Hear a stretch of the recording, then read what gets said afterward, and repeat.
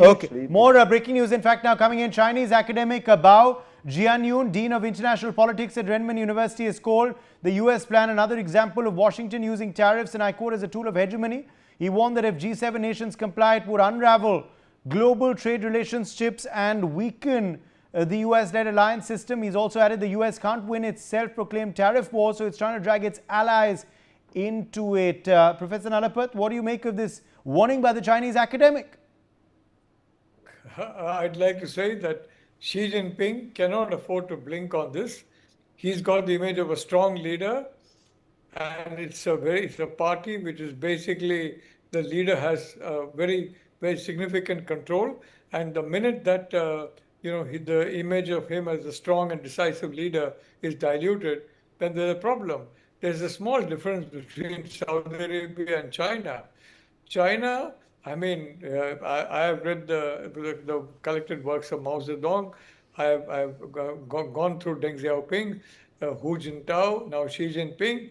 They have been inflexible in their actual goal, which is to replace the United States as the number one country in the world, as the number one economy in the world, as the number one in geopolitics in the world. I don't think Saudi Arabia has any such objective, and neither, of course, does India. So that's the critical difference between China and, let's say, Saudi Arabia.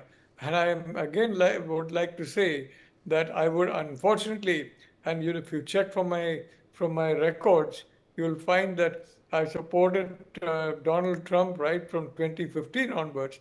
I'm completely, flummoxed at what I'm seeing, and I want the real Donald Trump to come back. What we're seeing now is not the real Donald Trump. It's a caricature of what Trump was and what Trump should return to. So, quite frankly, the Chinese would like to control not just the South China Sea, but the entire Indo-Pacific, from there to the Atlantic. And that, frankly, the writings of, I must, give credit to Chinese leaders. They've all been very strong on that. They won't be inflexible on that. They will be flexible on the surface, but substantively, they're inflexible. And they have remained so. So that's the difference between China, for example, and India. I don't know. I'm surprised that President Trump has not seen the difference, or I'm surprised that those around President Trump, a very smart group of people, have not shown him that particular difference. Thank you, Uday. All right, let me, in fact, get in a quick comment.